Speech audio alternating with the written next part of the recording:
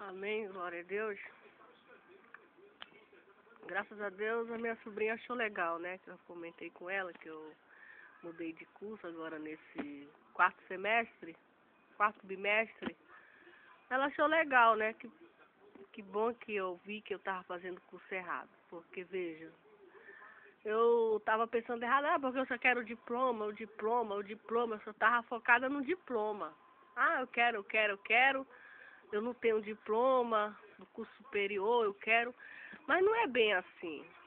Não é bem assim. A gente tem que ter o diploma? Tem. Mas tem que focar só no diploma? Não. O que adianta ficar com o diploma arquivado lá na minha pasta? Não. Eu tenho que ter o diploma, nós temos que ter o diploma, mas nós temos que ter o diploma fazendo aquilo que realmente nós somos vocacionados para fazer. E eu não me via dando aula. Eu podia até dar aula de português e de língua, mas eu tinha que me esforçar muito. Eu não vou enganar o aluno, não vou enganar a aluna.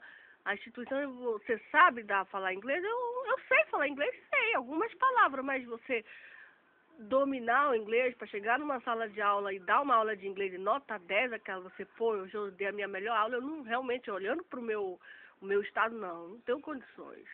Principalmente em português também, fonética, enfim, aquelas matérias, eu fui péssima na prova de fonética. Eu acertei 3 questões. Sou péssima em português. Acertei 3 questões, já corrigi minha prova já. Acertei 3 questões. Em língua inglesa, eu acho que eu passei. Peguei 4. Vamos ver aí se eu passei. Mas eu fui péssima em fonética. Então, eu vi que realmente não é o meu curso, não é o meu perfil. Entendeu? O que adianta eu me esforçar, mas para você dar uma aula mesmo de fonética, você reproduzir a língua portuguesa para outros alunos, você tem que saber, você tem que dominar o assunto, você tem que estar inteirado, tá entendendo? Você tem que realmente, não é brincadeira, é uma coisa séria. Você tem que realmente estar dominando aquele conteúdo. Eu não domino. Eu posso até dominar, mas eu tinha que me esforçar o dobro, o triplo, etc. Então a gente vai continuar estudando aqui sobre a onipresença de Deus. Deus está em todos os lugares. Agora, eu pregando a palavra de Deus já é outras coisas. Pregando a palavra de Deus, eu já domino, eu tenho vocação. Eu pregando, falando a palavra, eu domino a palavra de Deus. Graças a Deus, eu tenho certeza daquilo que eu estou falando é a verdade. Tá entendendo? Eu manuseio a Bíblia, eu sei. Passo o dia todo lendo a Bíblia praticamente. Canto os hinos, etc. Então, tudo isso a gente tem que ver, não.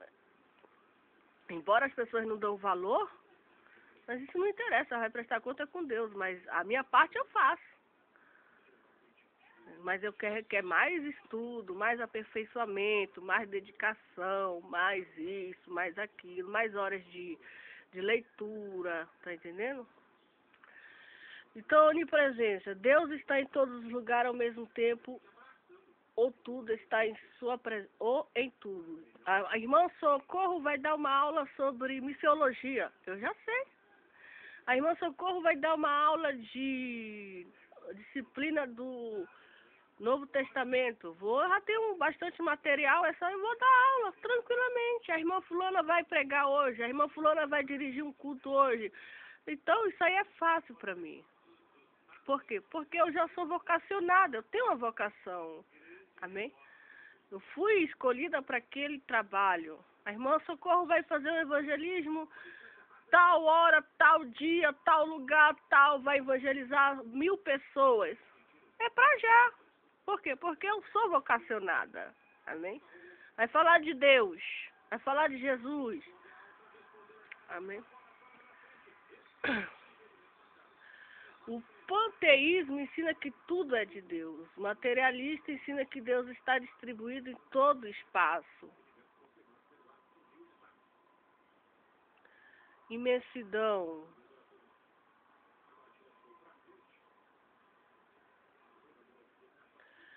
A infinidade de Deus em relação ao espaço e denominada imensidão. Deus é imenso, Isaías 66:1, Jeremias 23:24. Onisciência, atributo pelo qual Deus única conhece a si próprio e todas as coisas possíveis e reais. Seu conhecimento não é progressivo ou fragmentado e nem precisa de observar ou de raciocinar para adquirir conhecimento. Jó 37:16. Isaías 40:28.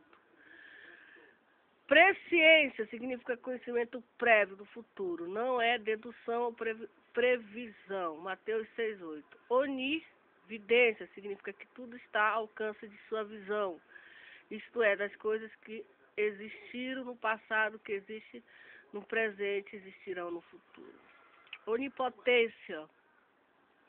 O que é onipotência? É o atributo pelo qual encontramos em Deus o poder limitado para... E o que mais assim me fez eu mudar de curso mesmo foi quando eu li uma passagem da Bíblia que diz que Timóteo fala Paulo fala para Timóteo, um discípulo dele, disse, e tu não te esqueça das sagradas letras. As sagradas letras, que te pode formar um homem sábio para a vida eterna. Então a Bíblia, essas letras que estão aqui na Bíblia são sagradas. E o mesmo conselho que Paulo deu para Timóteo, ele dá para nós. Se nós, desde pequenininho, desde a nossa infância, a gente lê a Bíblia, elas são letras, o quê? Sagradas. Amém. Para a nossa salvação. Amém. Então, eu vou estudar o quê? As sagradas... Eu estou estudando o quê? As sagradas letras. Quem são os meus professores? É o Espírito Santo. É o Espírito Santo. Quem é o autor da Bíblia? É Deus. E esses homens todos aqui, homens santos. Homem escolhido por Deus. Amém. E nós somos pessoas de Deus. Deus me escolheu para estudar a Bíblia. Então, a onipotência é um atributo pelo qual encontramos em Deus o poder ilimitado para fazer qualquer coisa que Ele queira. Não significa o exercício para fazer aquilo que é incoerente com a natureza. Romanos 7:15. Entretanto, há muitas coisas que Deus não pode realizar. Ele não pode mentir, pecar, mudar ou negar-se a si mesmo. Número 23:19. Hebreus 6:18, Tiago 1:13. Outros atributos. Vamos ver os outros atributos? Deus é perfeito. Onde está escrito isso, tia? Salmo 18:30, perfeição de Deus. Deus é infinito. Onde está escrito isso? 1 Reis 8:27. Outros atributos de Deus. Deus é incompreensível. Jó 37:5. Demais atributos e estudos dos nomes de Deus estaremos analisando na matéria Teologia Sistemática de Deus. A gente vai estudar agora a doutrina do homem e do pecado. Tá? A gente vai passar por esse outro tema. Tá aqui a foto, né? A doutrina do homem e do pecado. Tem surgido as mais variadas teorias acerca da origem do homem. De um modo geral, elas não conseguem anular a ligação do ser humano com a Terra. Entretanto, a única fonte realmente autorizada acerca da origem da humanidade é a Bíblia Sagrada. Os 2 primeiros capítulos de Gênesis nos oferecem de modo plausível e coerente a verdadeira história das origens, inclusive a do homem. A criação do homem. Gênesis 1:26-27. A Bíblia nos informa sobre a criação do homem, uma forma simples que podemos perder a grandeza desse ato. Gênesis 2:7. A Bíblia, ela detalha o que se passou em Gênesis 1:26. A Bíblia utiliza muito essa forma acerca dos grandes acontecimentos, ou seja, informa primeiro de forma geral e depois descreve melhor e mais detalhado esse mesmo fato. Espiritual, alma e corpo. O homem ele é diferente e superior a todas as criaturas que Deus criou. Podemos afirmar isso porque de nenhuma outra criatura a Bíblia informa que foi criada. a imagem e semelhança de Deus. A Bíblia nos mostra que os anjos foram criados espíritos. Eles foram feitos espíritos por criação, por composição. Deus fez os anjos espírito. Hebreu 1, 14, Salmo 104, 4.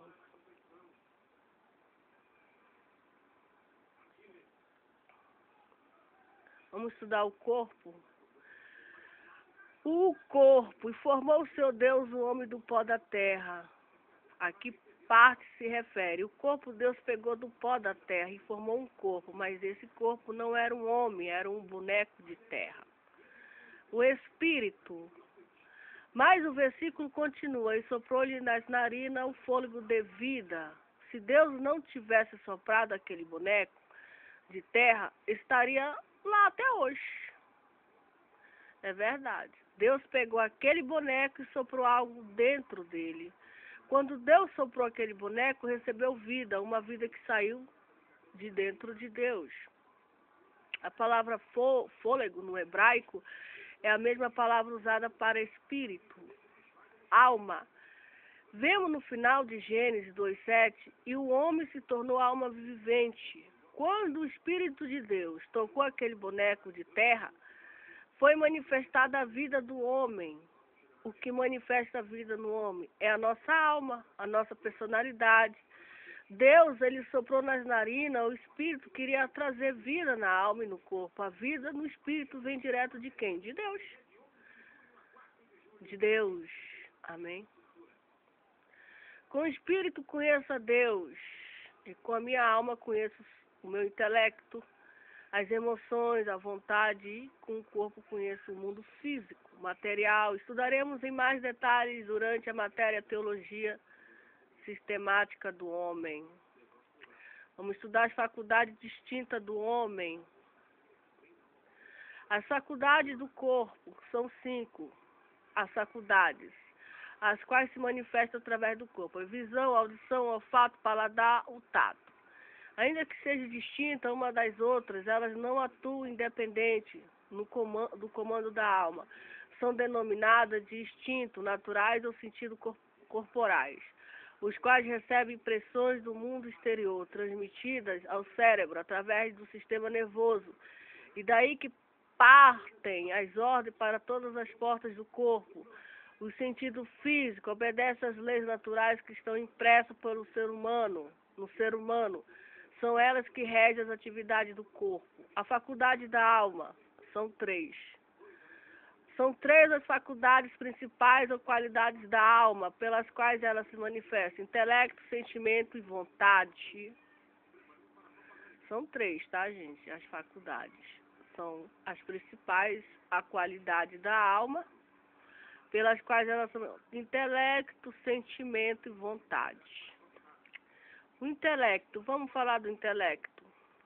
O intelecto é a parte da alma que pensa, raciocina, decide, julga e conhece. O sentimento faz o homem um ser emotivo. Ele não é uma máquina insensível, pois pode sentir todas as grandes emoções, como alegria, gozo, paz, prazer, tristeza, descontentamento, pesar e dor. A vontade, vamos falar da vontade do homem, se expressa como resultado da influência do intelecto e dos sentimentos. Ela não age sozinha, não há vontade livre ou independente. Ela obedece às forças emotivas e intelectuais da alma. Eu tive uma vontade, eu fui lá na secretaria da Anguera, e a moça me deu um papel, um requerimento dizendo: eu, fulana, Maria do Perpétuo Socorro de Souza, RA, tive que colocar meu RA lá, etc. E venho por meio dessa requerer eu assinei um papel, requerer o meu cancelamento da minha cancelamento da minha graduação de letra, motivo pelo qual eu vou mudar de teologia, assina a minha vontade. Eu tive que assinar lá.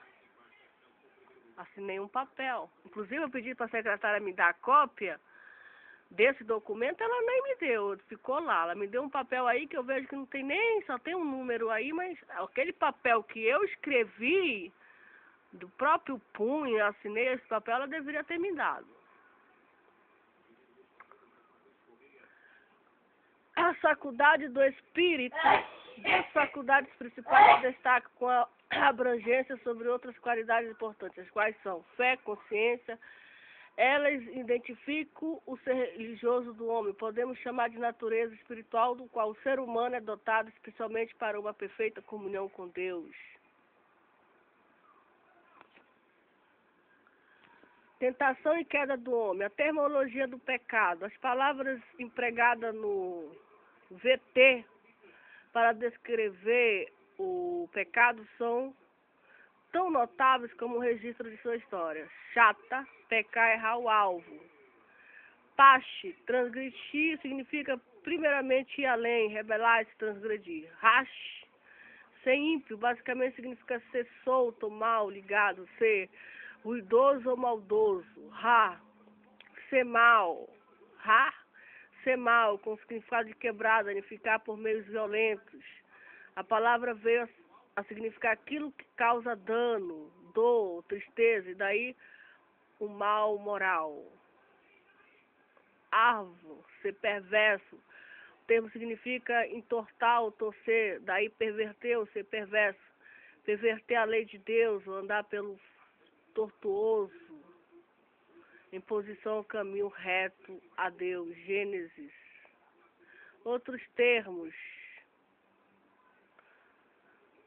Rama, enganar, mar, transgredir, pátia, seduzir, casal, lábtil, ser insensato,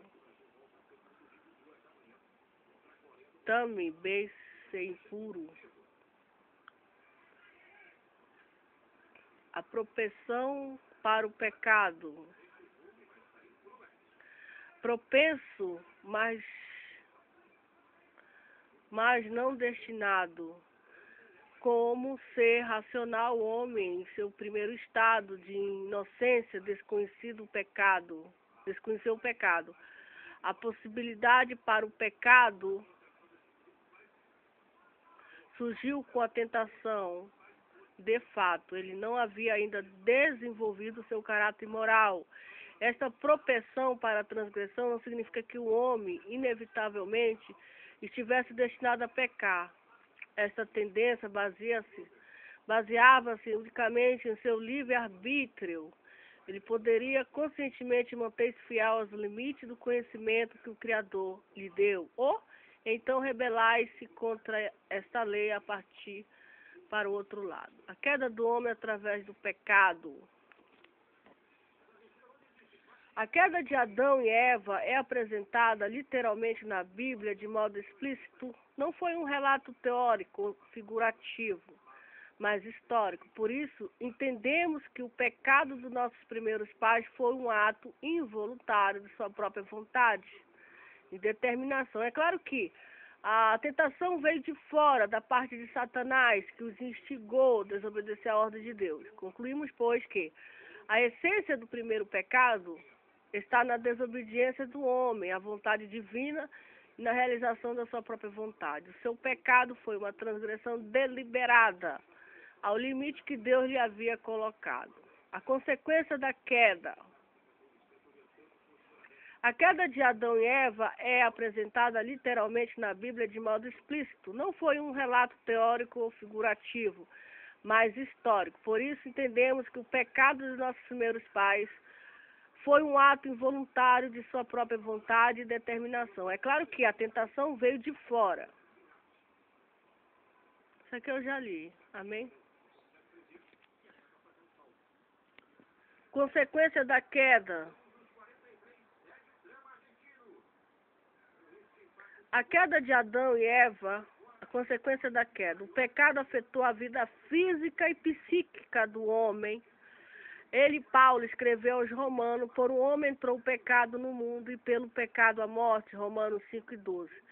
A morte física se tornou então a consequência natural da desobediência de Adão espiritual. Se constituiu da eterna separação de Deus. O Criador foi enfático no jardim: porque no dia em que dela comeres, certamente morrerás. Gênesis 2:17.